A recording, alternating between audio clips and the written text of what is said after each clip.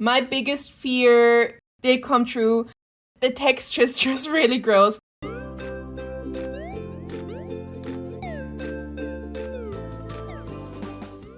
Hi guys, I'm Bobby and welcome back to a new video. This is my first time showing my face on camera, and ironically I'm not actually wearing anything blue, and neither is my desk decorations. But that's not the point of this video. It's currently also pretty late at night, but I don't usually film at night because of Skrill, because I'm worried that the lights are gonna mess up his day and night cycle. But I went shopping this evening and I found this cute little box of aquarelle paints for only $2.50, which is incredibly cheap. And of course I couldn't say no. There's actually a very similar box to these paints that I've been eyeing for quite a while now, but they cost €40, which is just a lot of money for paints that I don't really need. Like, I already have enough watercolors that I barely ever use, but I mainly want the tin. And I mean, this is a really cheap plastic tin, so of course the quality is not comparable, and I'm sure the quality of the paints in here won't be either. But I mainly want it for the cute pink tin, and really if the paints are bad, I can just like scratch them out and fill in some of my watercolor tube paints.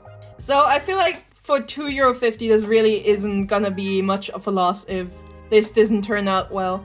Also, today Pinterest has been suggesting me a lot of pictures of very cutely dressed cats.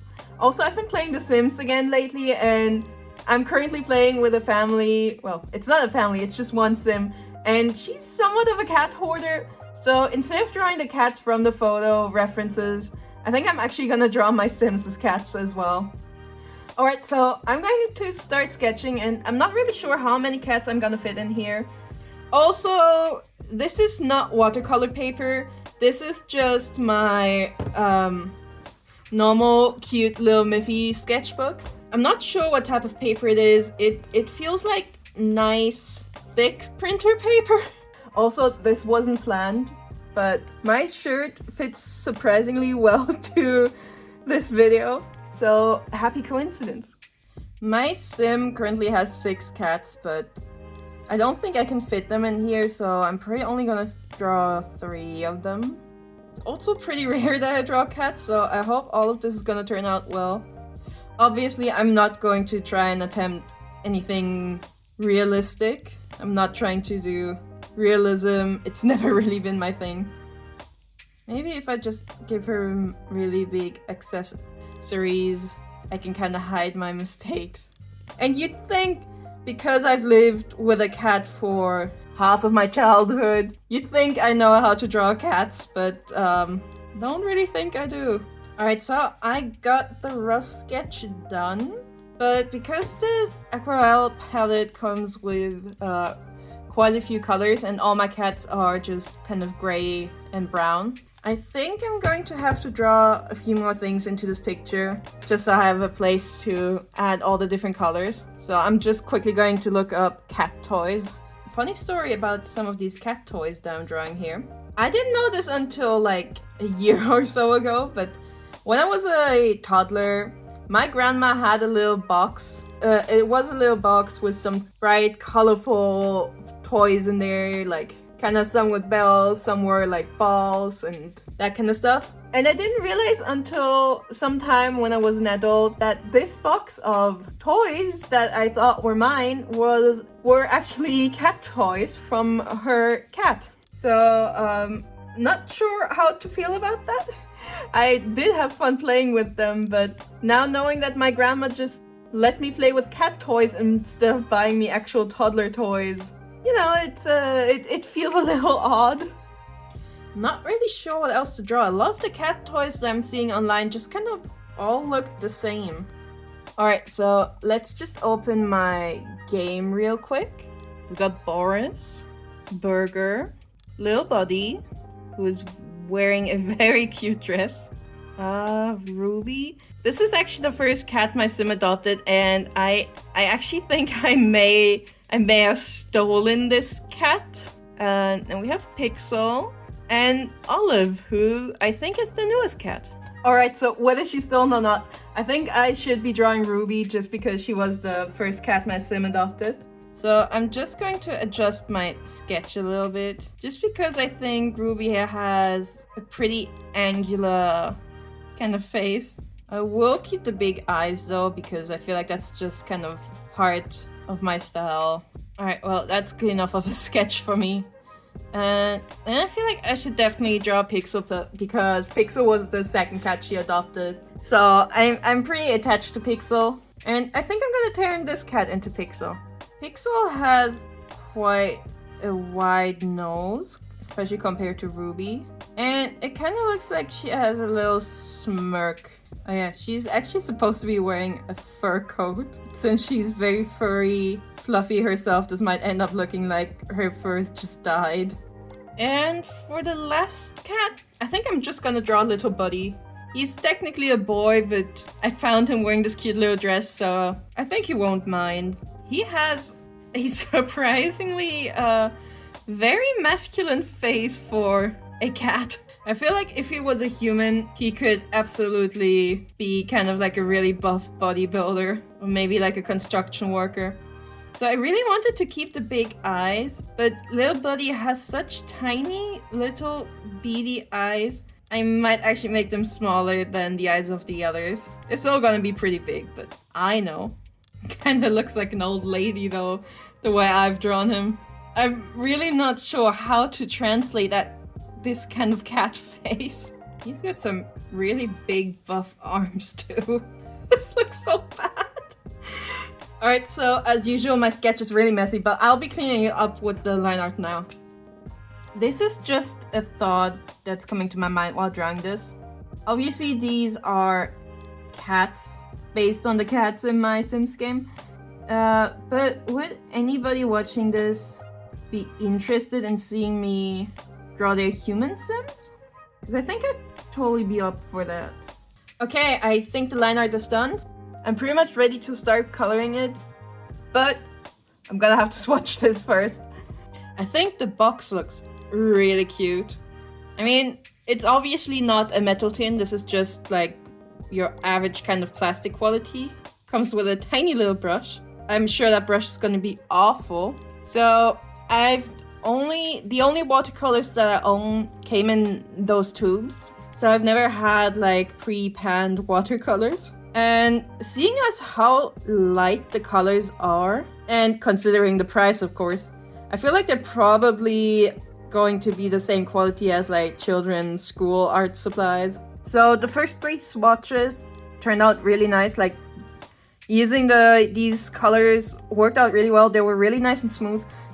Considering how pale this pinky purple color is, it's very opaque. Like more than I would have thought. Actually, I just realized maybe it's possible that some of these colors feel more kind of sticky than the others. They might have some sort of like film on top of them that makes I guess shipping or something easier. But yeah, I rarely ever use watercolors anyway, so I wouldn't know what's going on here. I've never seen watercolors that are this dark and this opaque before, so maybe they're not actually watercolors, but some other sort of material. So the last one is also supposed to be a metallic shade. Yeah, the texture is kind of gross. Okay, so it's currently the next day, and while doing the swatches last night, I realized that I made a very big dummy mistake. There was definitely some sort of glue or binder on these colors. So I redid the swatch page, and as you can see, the colors, some of the colors are quite different, and they all have pretty much the same texture. So what I did is the middle line is always just 1 layer, and then on the top we have like 2 layers, and at the bottom it's me trying to use these colors very watered down.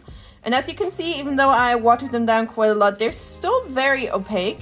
And actually I think these colors, this color palette is so much prettier and works much better together with each other than the color swatches they actually printed on the box.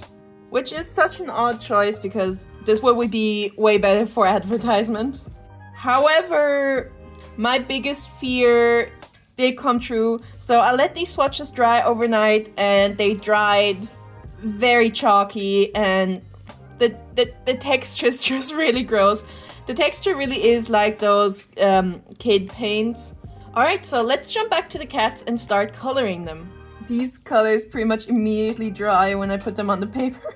The fact that the colors dry so fast on this paper kind of feels like both a blessing and a curse.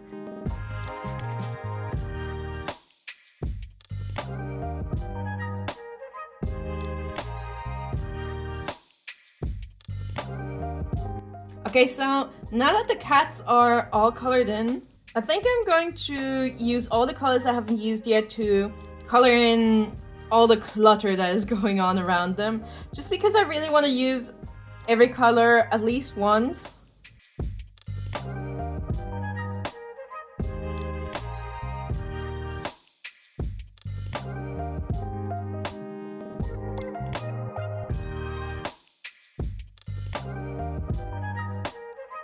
I'm just gonna call this done, and I'll be right back once all the colors are dried and I flatten the picture. Okay, so here's my final verdict. Are these the best watercolors? Absolutely not. They are basically a higher quality version of like these types of like little kitty paints. But once again, I think for €2.55, which is what I paid for them in store, they are perfectly fine. They will never have the same consistency that artist watercolors have, but I think the colors are absolutely beautiful. And of course, there's a cute little tin, which is always a bonus for me. And I think they're definitely good enough to kind of give you really just a start if you've never really used art mediums that use paintbrushes and water, which is definitely something I should have done before I went out and bought 3 tubes of these super expensive paints. Because as much as I love my Daniel Smith colors, I hate drawing with paintbrushes. And also, again, these colors are super cheap.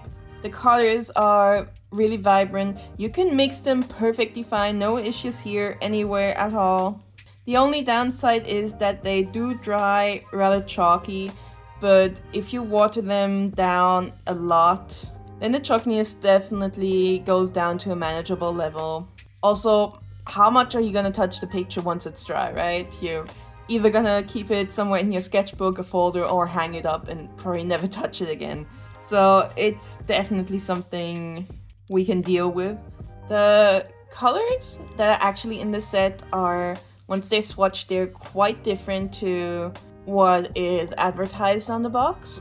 But personally, I think the real colors are a lot prettier and create a more cohesive color palette. My gut is telling me you can probably find this set somewhere online. Probably on like Amazon, Temu, Wish, some sort of website like this. But so yeah, just in case you want to look up, here's another close-up of the information on the back as well.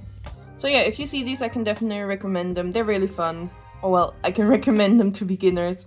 And I did have my doubts, but looking at the finished picture and just thinking about the whole process, I do think I'm actually going to use this box a little more. I did really enjoy these colors. Oh, also one last thing, considering how cheap these colors were, the light fastness on them is pretty absolutely abysmal. I did not try leaving my picture out in the sun, but I would probably not advise you to try it either. Alright, well, thank you so much for watching. If you enjoyed this video, please consider to like, comment, subscribe, and also I really hope to see you again next week for another video. Goodbye!